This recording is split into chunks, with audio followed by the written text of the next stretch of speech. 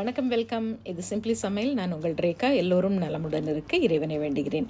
இன்றைக்கி நம்ம பார்க்க போகிறது ஒரு கிராமத்து சுவையில் ஒரு அருமையான பிச்சி போட்ட நாட்டுக்கோழி நல்லெண்ணெய் சாறு. இது குழம்பா, இது ரசமா, இது ரெண்டுத்துக்கும் நடுவில் இருக்கும். இதோட கன்சிஸ்டன்சி கொஞ்சம் அப்படி ரசத்தை விட திக்காக இருக்கும், குழம்பை விட கொஞ்சம் தண்ணியாக இருக்கும். ஆனால் சாப்பிட்றதுக்கு சுட சுட சாதத்தில் போட்டோ இல்லை இட்லியில் ஊற்றியோ சாப்பிட்டிங்கன்னா அட்டகாசமாக இருக்கும்.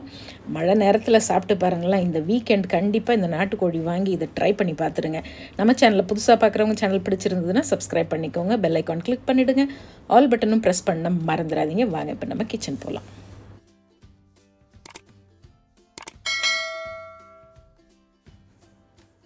நான் இன்றைக்கி 1/2 கிலோ நாட்டுக்கோழி எடுத்திருக்கேன். நல்லா சுத்தமாக கழுவிட்டு நல்லா மஞ்சத்தூள் கல்லுப்பெல்லாம் போட்டு கழுவி வச்சுக்கோங்க. 1/2 கிலோ இல்லை 3/4 கிலோ வரைக்கும் கூட நீங்கள் போடலாம். 4 பேர் சாப்பிட்றதுக்கு ரொம்ப ரொம்ப தாராளமாக இருக்கும். நீங்கள் நம்ம நார்மல் சிக்கனுக்கும் இதுக்கும் பார்த்தீங்கனாலே உங்களுக்கு டிஃப்ரென்ஸ் தெரியும். ஏன்னா இது ஒரு மாதிரி லீன் மீட் மாதிரி இருக்கும், அப்படியே மெல்லிஸாக இருக்கும். இது இந்த தோல் கொஞ்சம் இருந்து தோலோடு சேர்த்து சமைக்கணும். நாட்டுக்கோழி எப்பயுமே உங்களுக்கு தோலை ஃபுல்லாக நம்ம பிராய்லர் சிக்கன் மாதிரி உரிச்சிட்டு சமைக்காதீங்க. அந்த தோல் கண்டிப்பாக நமக்கு கொஞ்சம் கொஞ்சம் இருந்தால் ரொம்ப நல்லாயிருக்கும் குழம்போட டேஸ்ட்டு. இப்போ ஒரு வாணலியில் 1 டேபிள் ஸ்பூன் நல்லெண்ணெய் ஊற்றிருக்கேன். 1 டீஸ்பூன் மிளகு, 1/2 டீஸ்பூன் சீரகம், 1/2 டீஸ்பூன் சோம்பு, ஒரு 4 காஞ்ச மிளகாய். இல்லை நல்ல சுருக்குன்னு எனக்கு கார சரமாக வேணும், அப்படியே கண்ணு மூக்கிலலாம் தண்ணி வரணுன்னிங்கன்னா இன்னும் ஒரு 4 மிளகாய் சேர்த்துக்கலாம். அப்படி இல்லைன்னா மிளகாய் தூள், தனி மிளகாய் தூள் 1 டேபிள் ஸ்பூன் அளவு சேர்த்துக்கலாம். நல்ல பெரிய வெங்காயம் ஒரு 2 வெங்காயம் நீள நீளமாக கட் பண்ணி சேர்த்துக்குங்க. ஒரு 10 பல் பூண்டு, 1 இன்ச் அளவு இஞ்சி. ஸோ அதையும் போட்டுடலாம். முதல்ல இந்த வெங்காயத்தை ஒரு கண்ணாடி பதம் அளவு நம்ம வதக்கினா போதும். ரொம்ப ப்ரௌனாலாம் வதங்க வேண்டாம். ஏன்னா இது நம்ம ஒரு மசாலா முதல்ல அரைச்சிக்க போகிறோம். ஒரு கொஞ்சமாக ஒரு 4லேருந்து ஒரு 5 இலை கருவேப்பிலை சேர்த்துக்குங்க. ஒரே ஒரு பச்சை மிளகாவும் சேர்த்துக்குங்க. கசகசா இருந்துச்சுன்னா, ஏன்னா கசகசா போடுங்கன்னு சொன்னாலே நிறைய பேர் அப்படியே கொந்தளிச்சிருவாங்க. என்ன அது கசகசாவா, விற்கிற விலை தெரியுமா உனக்கு ரேக்கா அப்படின்னு எனக்கு மெசேஜ் எல்லாம் வரும். அதனால் இருக்குங்கிறவங்க சேர்த்துக்கலாம். அப்படி இல்லைன்னா அதுக்கு ஆப்ஷனும் நம்மக்கிட்ட இருக்குது. என்ன, 1 டேபிள் ஸ்பூன் அளவு பொட்டுக்கடலை சேர்த்துக்குங்க. இல்லை பாதி பொட்டுக்கடலை பாதி கசகசா அப்படியும் சேர்த்துக்கலாம். அது உங்களுடைய விருப்பம் தான். அது சேர்த்துக்குங்க. இது எல்லாமே கொஞ்சம் அப்படியே இந்த எண்ணெயில் வதங்கட்டும். 2 டேபிள் ஸ்பூன் அளவு செந்தூர் மல்லித்தூள். நம்ம மல்லித்தூள் சேர்த்து நீங்கள் வதக்கி செய்யும் போது அப்படியே கமன் வாசனையாக இருக்கும். ஒரு 2 சின்ன துண்டு பட்டை, ஒரு 2-3 கிராம்பு, கொஞ்சமாக ஒரு கைப்பிடி அளவு ஃப்ரெஷ்ஷான கொத்தமல்லி சேர்த்து வதக்கிடுங்க. அவ்வளோதான். இதை வதக்கிட்டு ஆற வச்சுட்டு கொஞ்சமாக தண்ணி சேர்த்து ஒரு மசாலா பேஸ்ட்டாக நம்ம அரைச்சிக்கிட்டு வந்துடலாம். ஸோ இது ஆறட்டும். அடுத்தது மசாலா பேஸ்ட்டு நம்ம ரெடி பண்ணிக்கலாம். ஸோ கமகமன் வாசனையோட நம்மளுடைய மசாலா ரெடி ஆகிடுச்சு. ரொம்ப சிம்பிளான மசாலா தான், ஆனால் ரொம்ப ரொம்ப சீக்கிரமாக நீங்கள் அதை செஞ்சு வச்சிடலாம். கொஞ்சம் நிறைய வாங்கி செஞ்சுக்கிட்டிங்கன்னா காலையில் இட்லிக்கும் சாப்பிட்டுக்கலாம், மதியானம் ரைஸ்க்கும் சாப்பிட்லாம். உங்கள் வீட்டு சமையல் அதிக சுவையாகவும் சீக்கிரமாகவும் செஞ்சு முடிக்க நீங்கள் எல்லோரும் என்னை ரொம்ப நாளாக கேட்டுட்டு இருந்த என்னுடைய ஸ்பெஷல் செந்தூர் மசாலாஸ் இப்போ உங்களுக்காக தயாராக இருக்குது. தேர்ந்தெடுக்கப்பட்ட முதல் தரமான பொருட்களை கொண்டு ட்ரெடிஷ்னல் கிரைண்டிங் ப்ராசஸில் எங்கள் வீட்டுக்கு நாங்கள் எப்படி அரைப்போமோ அதே மாதிரி உங்களுக்காகவும் நானும் என்னுடைய குழுவும் சேர்ந்து செஞ்சுருக்கோம். அதோட டீட்டெயில்ஸ் எல்லாம் டிஸ்கிரிப்ஷன் பாக்ஸில் கொடுத்துருக்கேன். ப்ரெஷர் குக்கர் வச்சுருக்கேன். 2 டேபிள் ஸ்பூன் நல்லெண்ணெய், ஒரு 15லேருந்து 20 சின்ன வெங்காயம் அப்படியே கட் பண்ணி சேர்த்துக்குங்க. சின்ன வெங்காயம் போட்டு செஞ்சால் ருசியே தனி தான். கூடவே கொஞ்சம் கருவேப்பிலை சேர்த்துக்கலாம். ஆக்சுவலி இந்த குழம்பு, இந்த கிராமத்து ஸ்டைலில் வைக்கிற இந்த குழம்பு பார்த்திங்கன்னா நல்ல தணல் விறகடுப்பில் மண் சட்டியை போட்டு அது பாட்டுக்கு அந்த தணல்லையே ஒரு 3/4 மணி நேரம் இந்த கோழி வெந்து அப்படி தான் இந்த சாறு ரெடி ஆகும். பட் நம்ம கிச்சனில் அப்படி வச்சு செய்ய முடியாது. அதனால நம்ம குக்கர்லேயே செய்வோம். அந்த மாதிரி செய்கிற ஆப்ஷன் இருக்கிறவங்க நீங்கள் வீட்டுக்கு பின்னால் உங்களுக்கு மண்ணெடுப்போ இல்லை விறகடுப்பு வச்சு செய்ய முடியும்னா அந்த மாதிரி செஞ்சு பாருங்கள், வேறு லெவலில் இருக்கும்.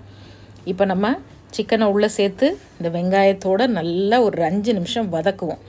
வதக்கிட்டு ஒரு 1/4 டீஸ்பூன் செந்தூர் மஞ்சத்தூள் சேர்த்து அதையும் நல்லா வதக்கி விடுவோம். நீங்கள் பார்த்தீங்கன்னா நார்மல் சிக்கனுக்கும் நிறைய தண்ணி விடும். இதில் அப்படி தண்ணி உங்களுக்கு விடாது. இருந்தாலும் நீங்கள் அந்த மஞ்சள் கூட சேர்த்து அந்த வெங்காயம், கருவேப்பிலை, சிக்கன் எல்லாம் சேர்த்து நல்லா கொஞ்ச நேரம் வதக்கி விட்டுடுங்க. வதக்கி விட்டுட்டு அடுத்ததாக நம்ம பாருங்கள் இப்போ அந்தளவுக்கு வதங்கிருச்சு. இப்போ நம்ம அரைச்ச அந்த மசாலா பேஸ்ட்டை உள்ளே சேர்த்துடலாம். ஆக்சுவலி நம்ம மிக்சியில் அரைச்சிருக்கோம், இதையும் ஒரு அம்மியிலையோ ஆட்டுக்கல்லையோ அரைச்சி சேர்த்து பாருங்கள், அதோட ருசி அபாரமாக இருக்கும். வீட்டில் அம்மி ஆட்டுக்கல் வச்சுருக்கீங்களா? மெனக்கெட்டு ஒரு 10 நிமிஷம் கடகடன்னு ஆட்டி எடுத்துகிட்டு செஞ்சு பாருங்கள். அது இப்போ மசாலா சேர்த்தாச்சா, நல்லா வதக்குவோம். மறுபடியும் இந்த கோழியோடு சேர்த்து ஒரு 5 நிமிஷம் நல்லா வதக்க அந்த எண்ணெய் எல்லாம் பிரிஞ்சு உங்களுக்கு வர ஆரம்பிக்கும். சைடில் அப்படியே எண்ணெய் பிரிய ஆரம்பிச்சிருச்சுனாலே கரெக்டாக இருக்குதுன்னு அர்த்தம்.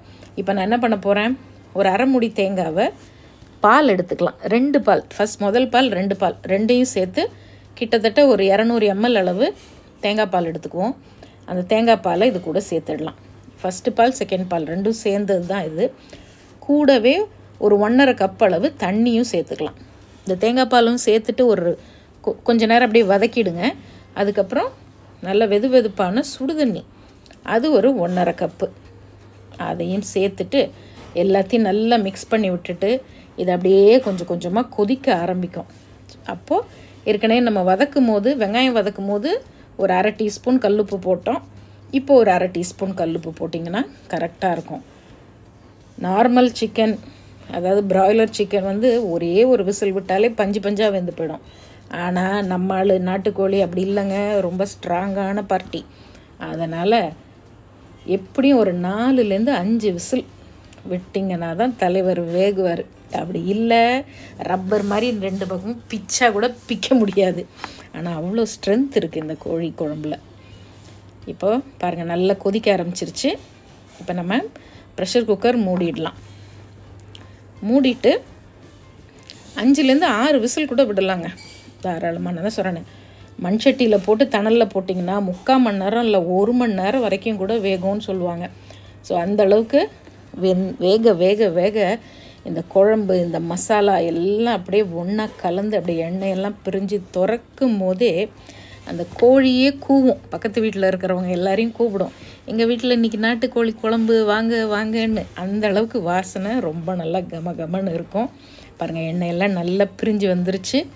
இப்போது அப்படியே சிம்மரில் ஒரு 2 நிமிஷம் கொதிக்க விட்டு ஃப்ரெஷ்ஷான கருவேப்பிலை, ஃப்ரெஷ்ஷான கொத்தமல்லி கொஞ்சம் அது தலையில் அப்படி தூக்கி போட்டு அப்படியே கலந்து எடுத்திங்கன்னா அருமையான நல்லெண்ணெய் நாட்டுக்கோழி சாறு ரெடி. ஸோ கண்டிப்பாக இந்த சனி ஞாயிறு இல்லை நாளைக்கே செய்யணும்னு ஆசைப்படுறீங்களா, செஞ்சுருங்க. இல்லை வெட்னஸ்டே செஞ்சுருங்க. அப்படி இல்லைன்னா சாட்டர்டே சண்டே வீக்கெண்டுக்கு அடித்து தூள் கிளப்பிடுங்க. சாதத்தில் போட்டு சாப்பிடவும் சூப்பராக இருக்கும். இட்லியை அப்படியே சுட இட்லியை வச்சு மேலே இந்த குழம்பை ஊற்றி சாப்பிடவும் வேறு லெவலில் இருக்கும். கண்டிப்பாக ட்ரை பண்ணி பார்த்துட்டு எப்படி இருக்குன்னு மறக்காமல் சொல்லுங்கள். இன்னொரு ஃபேண்டாஸ்டிக் ரெசிபியோட மறுபடியும் நம்ம பார்க்கலாம். நம்ம சேனலை ஃபேஸ்புக்லேயும் இன்ஸ்டாகிராம் பேஜ்லேயும் ஃபாலோ பண்ண மறந்துடாதீங்க. இது சிம்பிளி சமையல். நான் உங்கள் ரேகா. தேங்க்ஸ் ஃபார் வாட்சிங். Take care. பை.